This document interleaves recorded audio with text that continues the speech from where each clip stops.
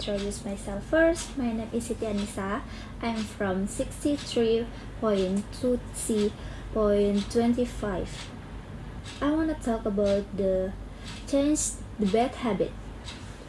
Think what inside your head. What about the stuff that goes on inside our heads?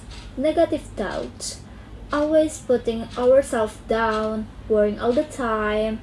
Those are bad habits too. And they can really mess with us. Changing bad things habit is like finding a better program to run. It's about training your brain to think in a way that makes you feel better. When you have thoughts that aren't so good, always think the worst is going to happen, always blaming yourself. Don't just believe every thought. Just because you think something doesn't mean it's true. Ask yourself first, is this thought based on the facts, or it's just a worry, or something I always think about? Try to phrase in a more positive or real way. Instead of I always mess things up, try to I made a mistake, but I learned from it. Try to think in a more positive and realistic way. It may feel weird at first, but after a while, it will get easier. Sometimes, those old thoughts will come back. That's okay. Just acknowledge it and try to think in a better way. The people you spend time with can affect the way you think. I want to be around people who are positive and supportive. Changing the way you think takes effort, but it's worth it. Imagine a mind that worries less, is stronger when things get tough, and sees the good in the things more easily. That's what happens when you change your not so good things habits. You have the power to change the voice in your head, makes your mental space a much happier place. Thank you. Hello, my name is Siti Anissa. I'm from class 63.2C.25, and this is video for part 2 about explain indirect question. What's an indirect question? Indirect questions are a more polite way to ask for information or make a request. We often use them when asking something of strangers or people we don't know well, including coworkers. We also use them when asking for favors from friends or when we want to avoid sounding demanding. Here are a few common question prompts for indirect question. Can you tell me? Or could you tell me? Do you know? Would you mind? Do you have any idea? Would it be possible? You should notice two things about the indirect question. First, it begins with the verbs can you tell me? Second, the rest of the question, where McDonald's Street is, does not use the verbs subject word order of normal question. It uses the word order of a statement and is a noun clause.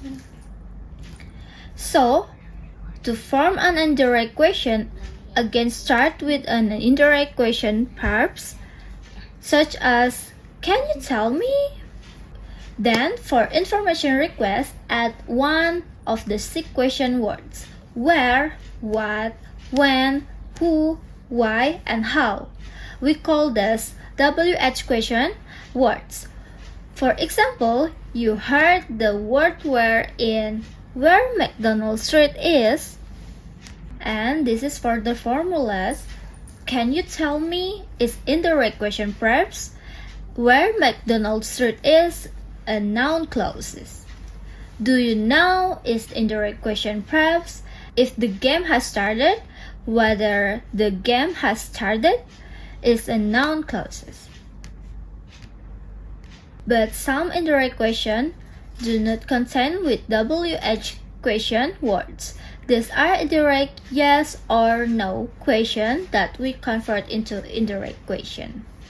That is a yes or no question. To form this into indirect question, we start with an indirect question verbs such as do you know, and then begin the noun clause with if or whether. Let's listen to direct yes or no question again.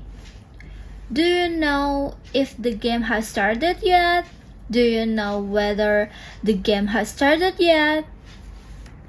You will notice that in indirect examples that has from the verb is no longer spelled by the subject.